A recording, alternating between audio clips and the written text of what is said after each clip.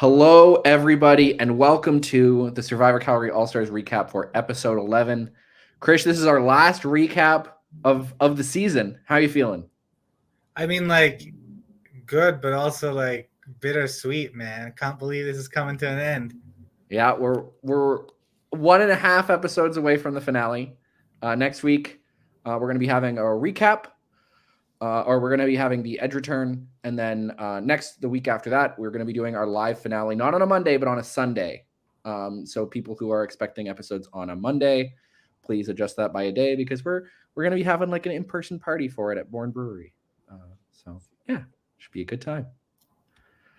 Getting back to the episode, Krish, how'd you like the episode overall? Oh, I loved it. I thought that it was going to be a pretty simple vote out once the immunity challenge got over, but we got some nice excitement, some fireworks at Tribal. Can't complain. We got the conclusion of the Cole and Evan storyline. And I think it went the way that no one thought it would. Yeah. Like Cole didn't even get to vote for Evan. Something unjust about that. Survivor Calgary season 8, villains versus heroes. All I'm saying is that one of the first times that Cole doesn't vote for Evan, he goes home. So I think it was like his Achilles heel or something, where that was the thing keeping him safe all this time. So going chronologically, we first have the sort of reveal. We knew that Cam had told some person from last episode, but it was sort of covered who he was talking to. We get the reveal that he talked to both Shervin and Taylor about drinking this fireball with Evan. And we then watch Shervin and Taylor act bewildered by the information that Cam has presented them. What did you think of the acting performances from our players here? I mean, in all honesty, firstly, very entertaining acting performances. Might have been a little over the top, but they apparently worked. So I was actually surprised that Cam told both, had time to tell both Sherwin and Taylor. But yeah, you can tell that 3 is very strong and honestly might want to make it to the final 3 together. Very possible. Very possible. An interesting thing there too is that we're beginning a sort of theme throughout the episode where immediately after Tribal Council, Cam goes to Sid and explains, okay, I promise we couldn't lie to you there for this reason, or I promise we couldn't tell you there for this reason. And then Sid goes to talk to Cole and finds out it's a lie. Because then, Shervin knew about it. Wait, what? Shervin knew? It is an important thing, I think, that we need to reflect on, that Sid and Cole just need to be comparing notes all the time to figure out what's actually going on in this you're telling them. Now, whether Sid is going to believe it or not is another story entirely. Sid also thinks it's kind of an odd choice that they chose Jackson. Who do you think would have been a better choice? We sort of talked about this last week. Who do you think from Sid's perspective would have been a better choice? I mean, in all honesty, probably Cam or Sherwin. Either of them. Taylor and Sid seem to be pretty close. At least Sid thinks that she's super tight with Taylor. Not 100% sure where she fits in Taylor's pecking order exactly with Sherwin and Cam there as well. But basically, I think that Cam and Sherwin were the least likely to work with Sydney. It does seem like if there's any one of that 3 that Sid does actually trust, it is Taylor.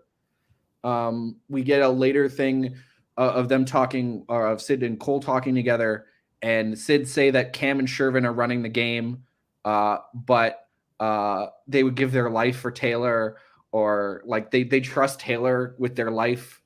So it's an interesting thing where Cam and Shervin's mask are sort of falling, whereas Taylor's is still sort of staying up in terms of that trio there that seem to generally be playing together. I think it helps that Taylor was the one that wasn't caught lying to Sid too in this whole fallout. Taylor gets to be the bewildered spectator throughout. Exactly. Then we get the challenge. We didn't have the best film coverage of this challenge. It's getting towards the end of the day. People were getting tired. People were also setting up for the Edge challenge. We didn't have all the people there. But we do get a very zoomed in shot of Sid winning while Evan, who is technically second, stares at the sky a little bit drunk. A lot drunk. That was absolute cinema there. Like, the shot, the sun, everything, just poetic. As Sid wins the immunity here and essentially guarantees herself Final Four. If she plays an idol at the next Final 6 Tribal Council, and she plays an idol at the next Final 5 Tribal Council, she has guaranteed herself Final Four. Which means she has 2 shots at Final 3. Fire making and immunity. It's a pretty good position for her. Part of the question is going to be, though, even if she can make it, will she beat one of this trio, given that some of the control of the game has sort of slipped from her fingers as this merge has gone on? I think that it'll be tough, but I think she has a shot. One, she's kept the Me Idol secret this whole time. That's a pretty big piece of information and tool that either will make her get further in the game, or if she doesn't need to play it, then she can say that I was so comfortable that I have an idol that no one knew about, and I still one cannot underestimate the value of shock reveal. I had an idol the whole time. You thought I only had one, but I had 2. Yeah, and the fact that it goes from 1 to 2 and not 0 to 1 somehow makes that even more of a bombshell. Yeah. After this challenge, we get this sort of 2 stories competing against each other. It sort of becomes immediately a foregone conclusion that it's going to be between Cole and Evan, at least at the start of this conversation. And it basically devolves into Cole's going to be better in the challenges tomorrow, whereas I might have a better story. What do you think is the sort of dichotomy of thought that you have to take when you're thinking, okay, do I take the person who might be better at challenges, or do I take the person who, if they do make it in the end, I'm probably not beating? Because I don't know if anyone beats Evan in a Final Tribal Council after this many tribals. Normally, I would say trust yourself to win the challenges, and keep it going. Evan, and vote Evan out because he has the best story, but dude drank so much Fireball today, during the day. I feel like tomorrow he might be still stumbling. Listen, he was scarfing down those buns. Maybe some people have some Gatorade or something. I know Craig had some Gatorade during the day 3 of last year's finale. Oh, maybe perfect. Never mind that. For him. Just drink that Gatorade, have a cup of coffee in the morning. Let's go. Because it should also be not underestimated. A, you're sleeping in a tent. You're not getting the best sleep. And B, you're getting up at 7 to start the day on these days, which isn't that early, but it does feel early when you're sort of up late talking to people by the fire. And you spend all day in the sun doing physical activity plus being stressed all day because you can't stop thinking about the game. Yeah. Whether you get any sleep because of the game still going on either is another matter entirely. Then we get Cole and Sid talking. They discover Shervin's lie together. And Sid also sort of confirms, this is the second time she sort of brought it up, that she feels like her control of the game is slipping and she's just being told things after the fact. They just keep apologizing to me is sort of one of the things brought up here. And this brings up Cole's idea. And I think this is an important thing to talk about today. We're going to get Cole and Sid in to talk about this too. What do you think of Cole's split vote idea? Get Cole, Evan, and Sid together, 3 votes on one of Taylor, Cam, or Shervin. Force a tie vote. It goes to rocks or they concede. And only one of Cole or Evan is actually unsafe from that rock. Whoever's not voted out of Cole and Evan. Sid would be ultimately safe in this rock scenario. If you're Sid, what are you thinking about this whole thing? Honestly, so Sid's safe because she has the immunity necklace. But she also does have her two idols. Yep. Honestly, the move sounds pretty tempting because Yeah. you have two idols. You're guaranteed in the final four, basically. You make this move, and you can say it's your move. And you're either, like, probability says you're going to get one of the three out because Yep. only one of Kevin or Evan will be, up for elimination. So it's really tempting, but Taylor kind of went in there and took that choice away. Well, so they had the discussion earlier. Cam and Taylor had the discussion earlier about, oh, should we use our vote splits tonight? Probably not. And then Sid told Cam and Taylor about the conversation she just had with Cole. My guess is they're probably not changed. Yeah. I also think that Sydney telling Cam and Taylor means at that point she probably wasn't thinking of going along with Cole. As soon as the plan is revealed, she's not going for it. Yeah. I also think what's very interesting with that, though, is that the reasoning that Taylor uses for Sid shouldn't go for it is that, oh, we came all this way. Why would we end it with rocks? Yeah. And I just want to add something which I think is I picked out from this episode. If that's the only reason that someone gives to you to not do rocks, it means that going for rocks is probably strategically maybe the right thing in their perspective. Because they can't think of a strategic reason why you shouldn't do it. Yeah. Once you play the emotions card, there's no more there's usually no more logical reason left. And for Taylor, who's generally explained a lot of his moves in a very logical way, sort of consequence driven. Part of it could just be, it's the end of the day, I don't even want to think about this. This is such a dumb idea that Cole's bringing up. Why are we even considering this? With the advantages, was the Taylor's and Cam's advantages, do they both expire at the same time, or does one last one more tribal? I don't remember. Okay, sorry, I was just wondering because just also thinking about why they decided to play Taylor's. Well, Taylor's was only a block a vote, whereas Cam's is a steal a vote. Oh, gotcha. Okay. Yeah. Yep. That's probably the reason why, is it's the least powerful one that they can do. Yeah, and all they do also the Enduring Ember challenge advantage is pretty useful at that final four for Cam. Yeah. Now, the other question I think with this idea that Cole brought to the table is, do you think it sunk Cole? Do you think it made the decision for the other three? Okay, Cole's the one we need to vote for. Yeah. I think that it made it pretty easy then to choose between Evan and Cole, because one is Evan basically staring at the ceiling, thinking, okay, this is my game, but leave me in one more day. One's actually scheming, the other one's saying how bad he is at the game, how it's so lucky that he got all these idols and he survived how many votes. I think that Cole had to Cole had to try to make that move, because I don't see really a path to the final, unless obviously he wins all the challenges.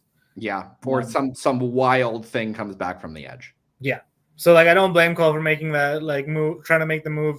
He had to play with the cards that he was dealt. And everything Sid was showing him was that Sid might actually be willing to do this. Although I don't think he had a lot of faith in it based off that conversation he had with Evan.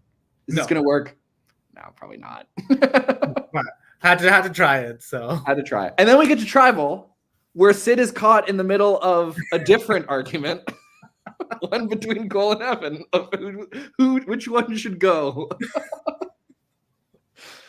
Who do you think had the more in a vacuum? Cole wasn't trying to set up a split vote and all these talks that beforehand. Who do you think had the more compelling pitch at Tribal Council? I mean, Evan was really passionate. Evan was really good this Tribal Council, right? I gotta say. My thighs are sore. I'm gonna be hungover. This guy's a puzzler. The enthusiasm just makes you believe him. Honestly. Also the sort of just done with it attitude with the whole. Like, come on, just get him out. I've had 25 votes against me. Like, come on, guys, seriously. And then when Cole's vote is blocked, you're taking away from my numbers, man. Yeah. Talking to Sid about how her coma was jury pandering. He was on fire this episode, man. Fireball Evan is a different beast of tribal council, is what I think I've found. I definitely don't want to see him in the streets. Fireball Evan. A little scary. All right. I'm gonna be right back. I'm gonna grab Cole here. Cole, come on in. And then we're gonna bring in Sid. So we can talk to them about some questions we have about the game. Hello, Sid. How are you doing? Good. How are you? And then we have Cole coming in. He's also wearing a buff, but this time he's wearing a buff. We look similar. Funny how that works. Yeah. Now, my first question is to Sid. Were you considering that split vote, really? I feel like you guys put a lot more thought into this than I did. I'm like really impressed with the analysis.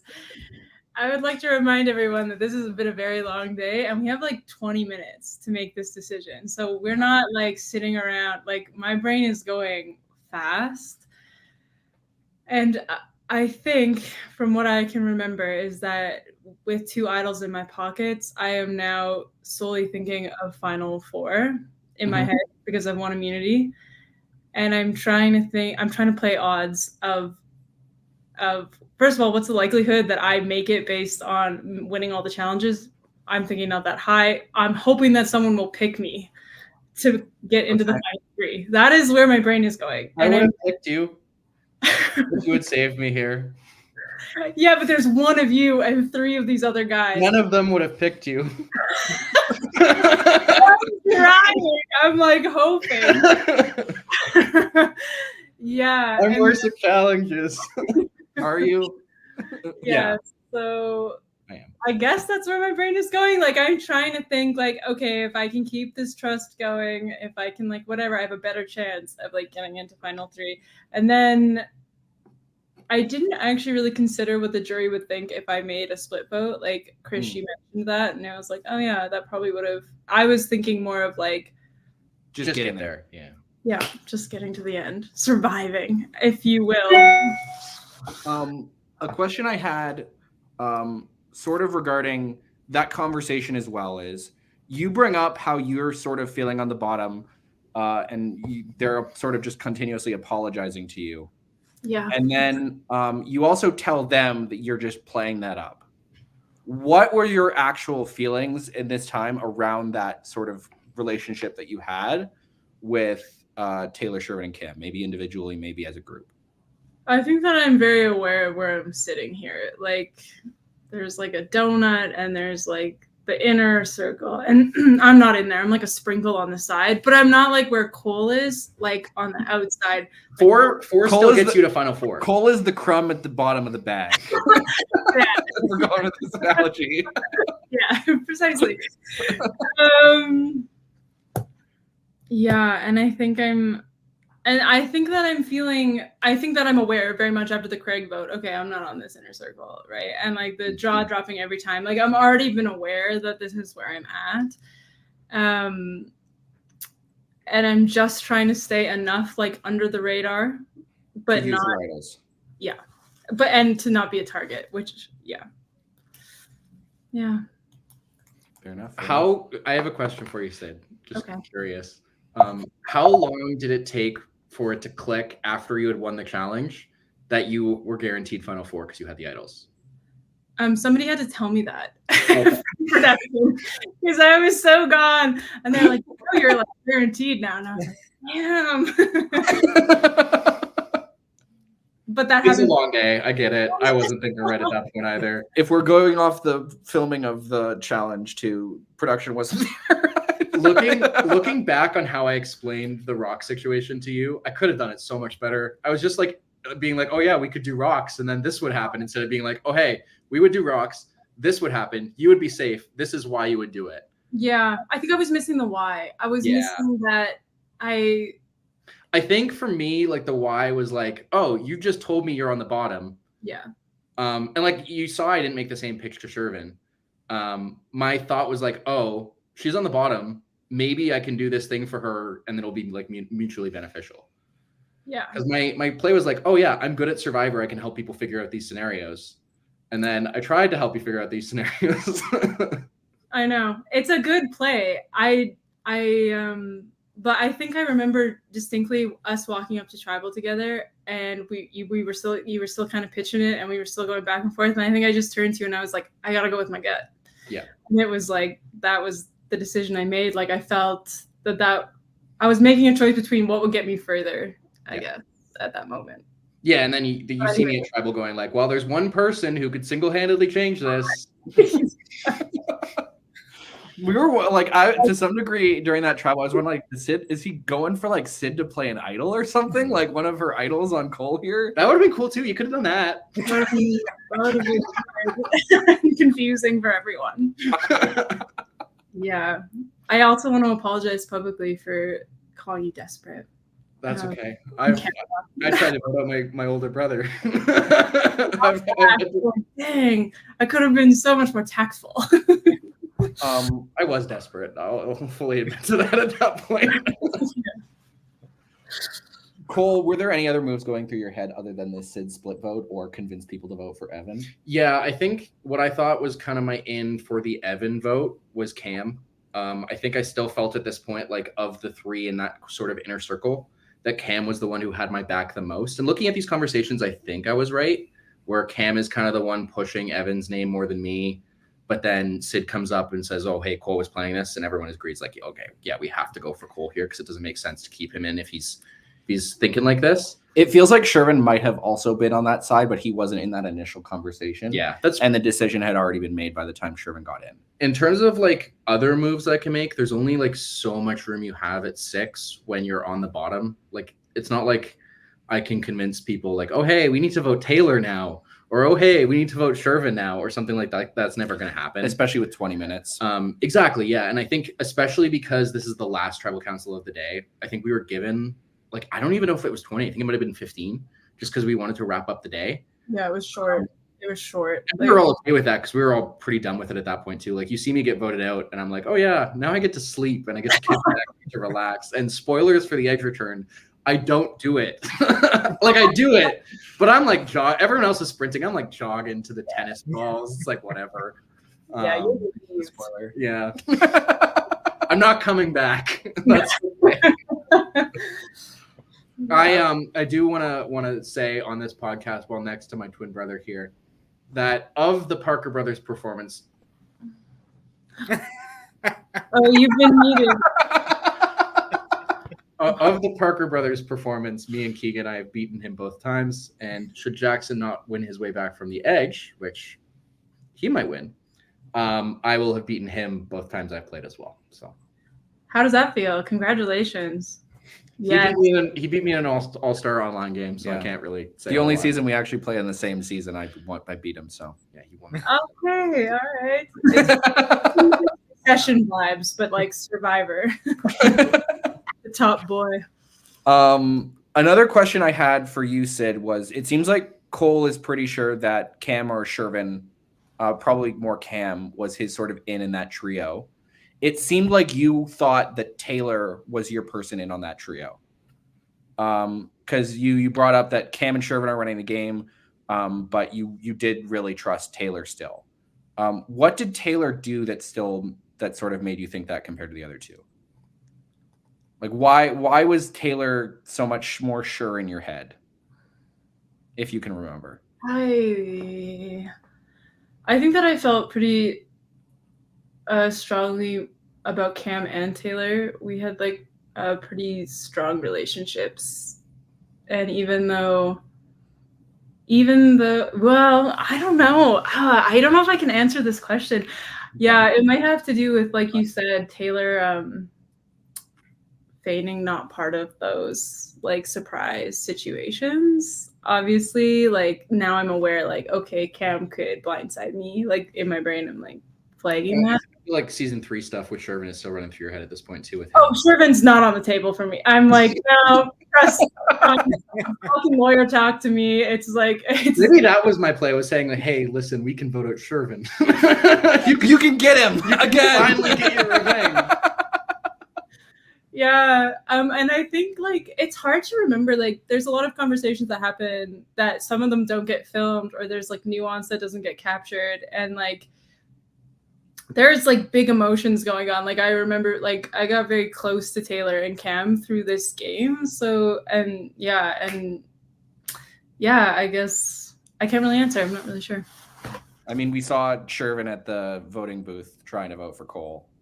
Yeah, Shervin confused me the whole game. I was like, why are you picking him over me? Like that part I didn't quite understand. Like they were looping him in and not looping me in, which I found like raised a flag.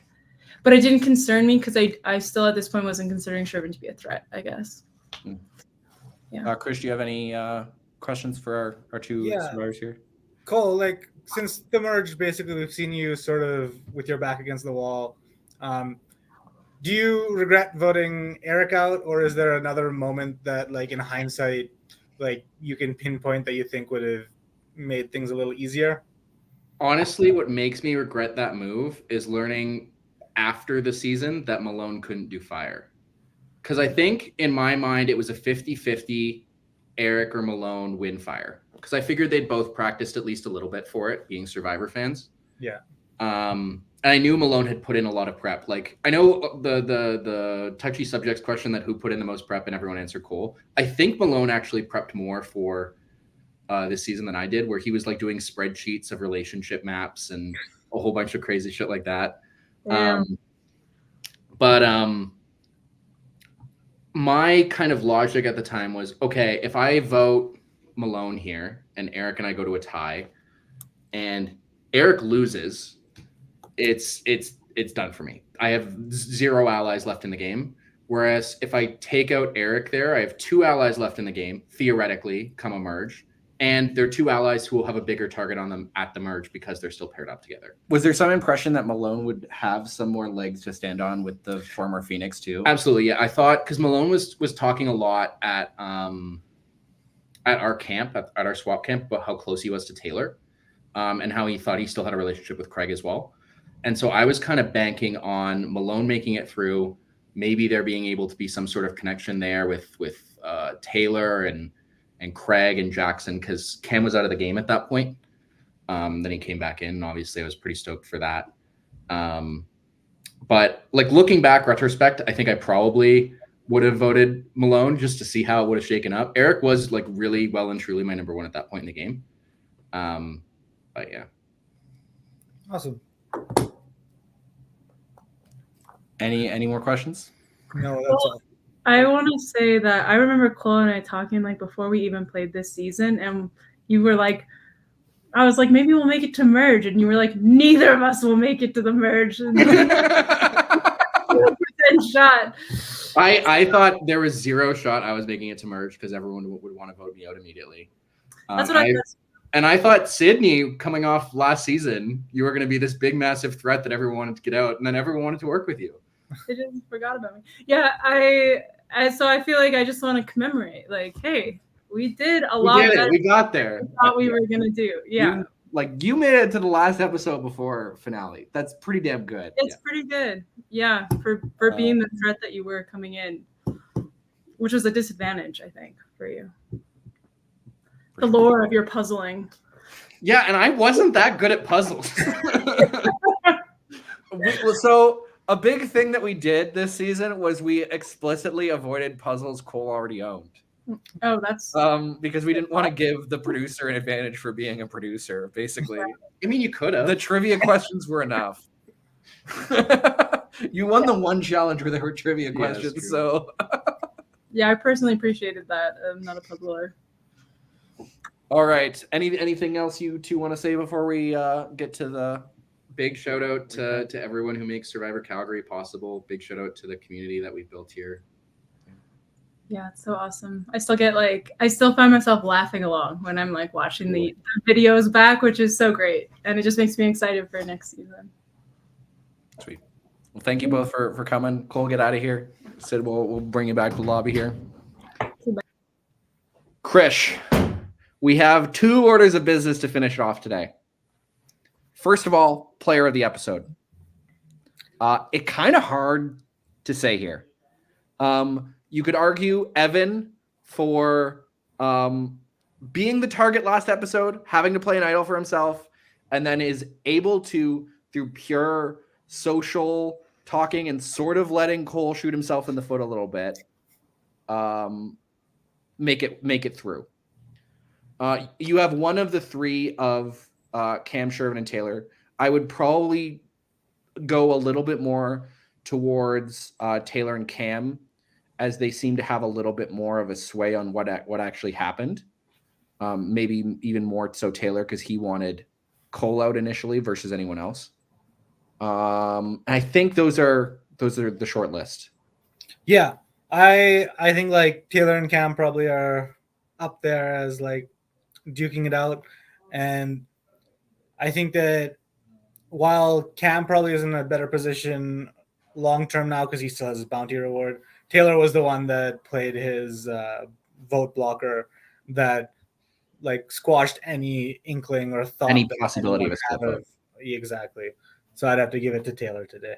Congratulations, Taylor, on your player of the game in the last episode going into the finale.